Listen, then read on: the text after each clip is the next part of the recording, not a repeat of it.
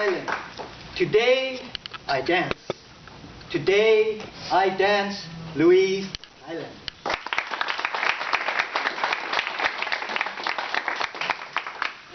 Thank you, Mr. Toastmaster. Good afternoon again, fellow Toastmasters and most welcome guests.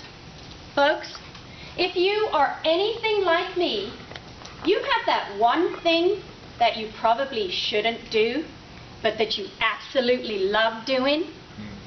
For me, it's dancing.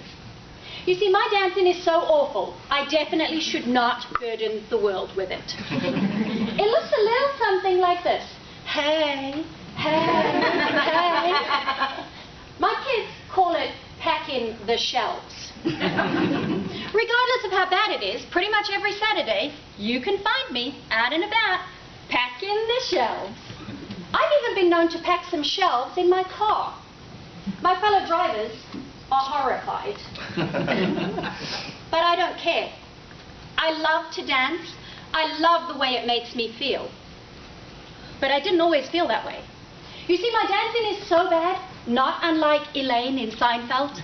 A friend of mine told me the other day, I don't even do that dance correctly. I was so afraid of embarrassing and humiliating myself, of embarrassing and humiliating my friends, of falling flat on my back, that I didn't dance for the longest time.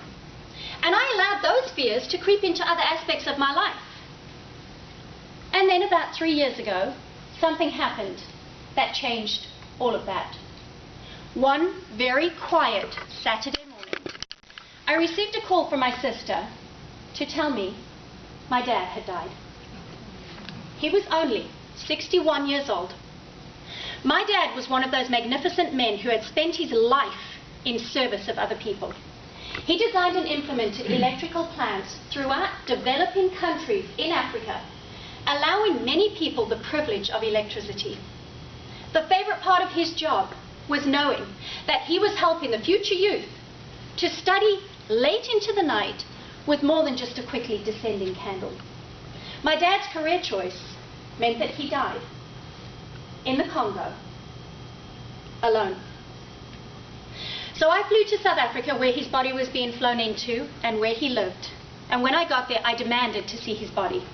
I couldn't believe my dad was gone. I walked up to the coffin, and there, in fact, was my daddy.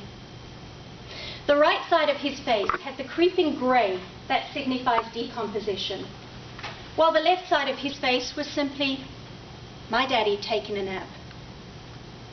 There, lying in this coffin, was the man who all those years ago had taken my tiny 4-year-old feet, placed them on top of his, turned on our favorite Buddy Holly record, and danced me around the room as though I was the only girl in the entire world for him.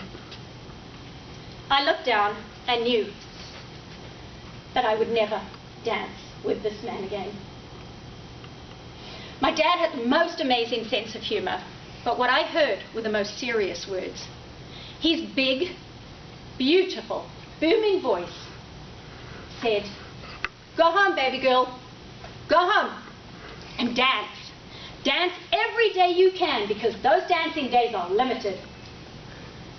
My dad had only told me twice in his entire life that he loved me. And right there, I finally had the communication I had wanted from him my entire life through. So I listened. And I came home and I started dancing. And then it happened. Recently, while on a cruise, I noticed that the disco was hosting an 80s night. And my inner Madonna wanted to come out. So I told my kids, "Just so you know, I plan on packing some serious shelves tonight." My kids showed up and packed shelves right alongside me. And then the cha-cha slide came on, and all was well, except for that part where it says to cha-cha real smooth. And frankly, I've never done anything smoothly in my life. So there we were doing the cha-cha, and all of a sudden, my heel slipped out under me, and I fell flat on my back. I was lying there, trying to think what might be the most graceful way to get back up, considering the very tiny dress I was wearing. And at the same time, I was thinking, this is why I don't dance. My friends and family are humiliated. I'm embarrassed. I've made a fool of myself. And then I heard it. That big, booming, beautiful voice said, "Really? This is enough to stop you dancing? This is enough to stop you doing something you've loved since you were a child?" I realized my dad was right. Life is not about falling down. Life is about living and risking, occasionally falling down. So I got back up and I carried on dancing. The truth is, we all have reasons and justifications why today is not the day to do something special. Why today is not the day to live just a little harder, to love just a little stronger, to go out and achieve that amazing, fabulous goal, or to simply dance. Whenever I hear myself thinking that today is not the day, I'm too afraid to do that, that is too much of a lofty goal, I hear that big, booming, beautiful voice, and it says one simple thing. Today, my girl, today is all you have. Get up and go and dance. Ladies and gentlemen, I'm dancing right now.